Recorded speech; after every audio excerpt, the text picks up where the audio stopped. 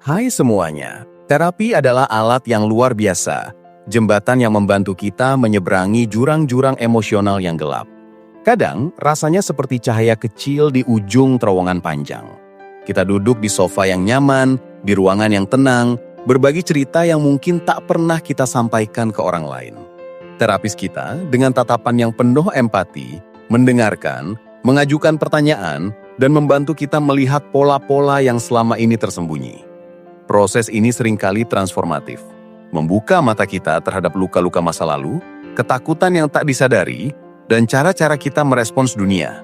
Namun, seringkali kita menyadari bahwa 1 jam per minggu di ruangan itu tidak cukup. Tentu itu adalah fondasi yang kokoh. Tempat kita belajar alat-alat baru untuk navigasi hidup, tapi sisa 167 jam lainnya dalam seminggu, kita kembali ke dunia nyata dengan semua tantangan dan godaannya. Disinilah letak dilemanya. Bagaimana kita mengaplikasikan semua wawasan yang kita dapatkan dari terapi ke dalam kehidupan sehari-hari yang penuh kekacauan? Jawaban sederhananya adalah, kita butuh lebih dari sekedar terapi. Kita butuh strategi tambahan yang bisa kita lakukan sendiri, di luar sesi, untuk benar-benar mengintegrasikan perubahan yang kita inginkan. Salah satu strategi paling powerful yang bisa kita lakukan adalah membangun rutinitas harian yang menyehatkan. Ini bukan soal harus menjadi super produktif atau sempurna, tapi lebih ke arah menciptakan struktur yang mendukung kesejahteraan mental kita.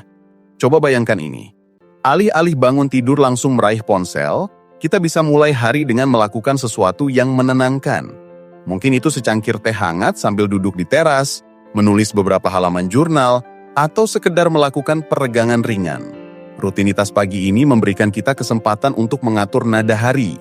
Ini seperti melakukan kalibrasi internal sebelum kita terpapar hiruk-pikuk dunia luar. Dengan memiliki awal yang tenang, kita cenderung lebih siap menghadapi stres yang mungkin datang. Begitu juga dengan rutinitas malam. Alih-alih langsung tidur setelah menonton film atau scrolling media sosial, kita bisa menciptakan ritual yang membantu otak kita rileks.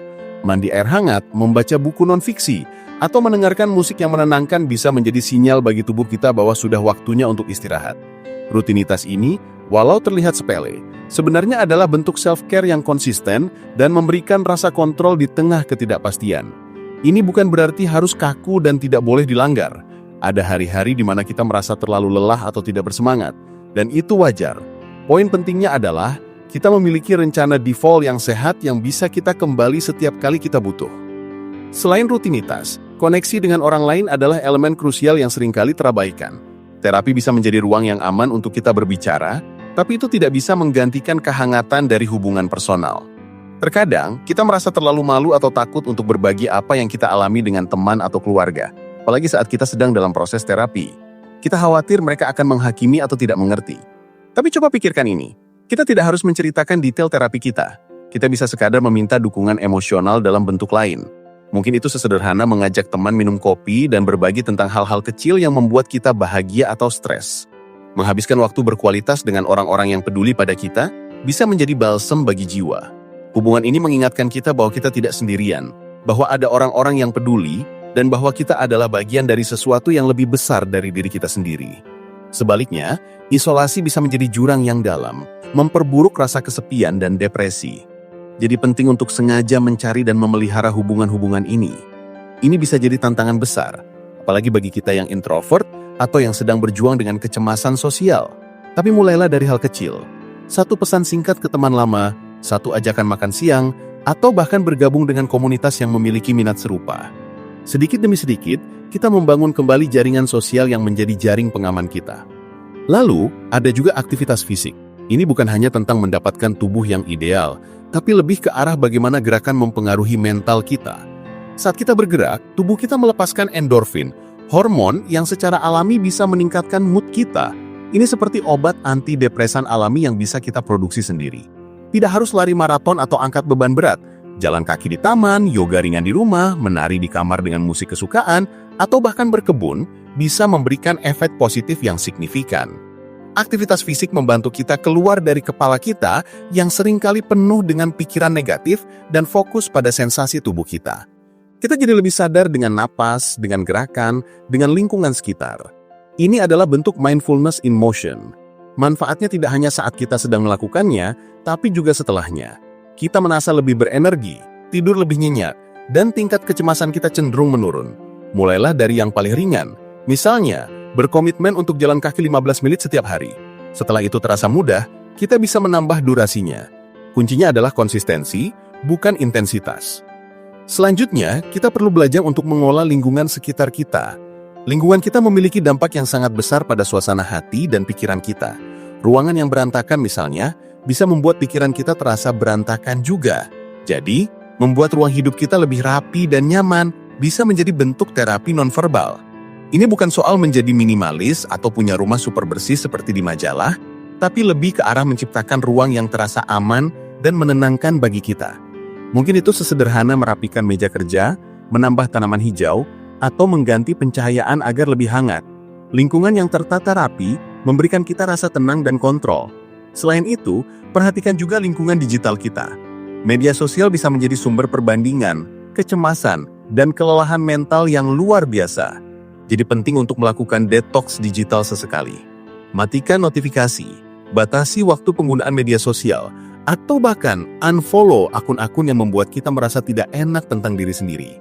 Dengan mengelola lingkungan fisik dan digital kita menciptakan zona aman yang mendukung perjalanan penyembuhan kita. Dan yang tak kalah penting, menemukan tujuan atau makna di luar diri kita sendiri. Terapi seringkali fokus pada diri kita, pada masalah-masalah personal, dan itu memang esensial. Tapi terlalu lama berfokus ke dalam diri bisa membuat kita merasa terperangkap.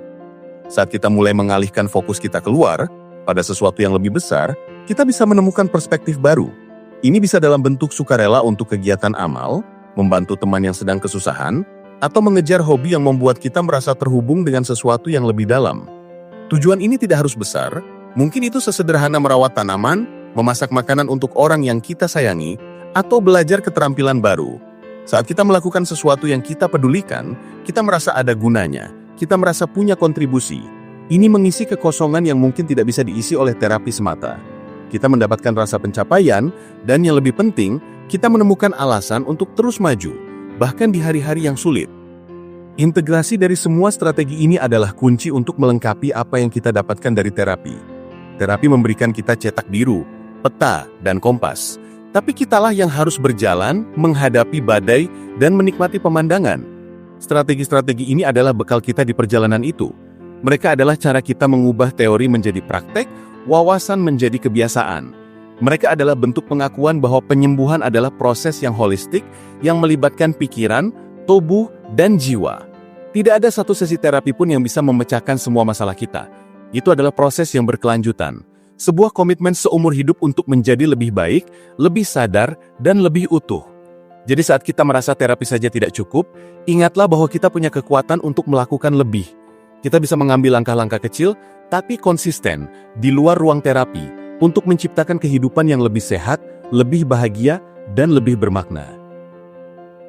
Ini adalah perjalanan yang panjang, dan ada hari-hari di mana kita merasa ingin menyerah. Hari-hari di mana kita merasa semua yang kita lakukan sia-sia. Itu wajar, tapi yang terpenting adalah kita tidak menyerah penuhnya. Kita mungkin perlu beristirahat, mundur sejenak, tapi kita harus kembali. Setiap langkah kecil, setiap rutinitas pagi yang berhasil kita lakukan, setiap percakapan dengan teman, setiap kali kita memilih jalan kaki daripada duduk adalah kemenangan kecil. Kemenangan-kemenangan kecil ini yang akhirnya membentuk perubahan besar. Mereka menunjukkan kepada diri kita sendiri bahwa kita mampu, bahwa kita kuat, dan bahwa kita layak mendapatkan kehidupan yang lebih baik. Jadi mari kita manfaatkan waktu di terapi semaksimal mungkin, tapi jangan lupakan sisa 167 jam lainnya. Jadikan setiap momen sebagai kesempatan untuk mempraktikkan penyembuhan, untuk membangun diri kita kembali, sepotong demi sepotong. Karena pada akhirnya, kitalah arsitek dari kebahagiaan dan kesejahteraan kita sendiri.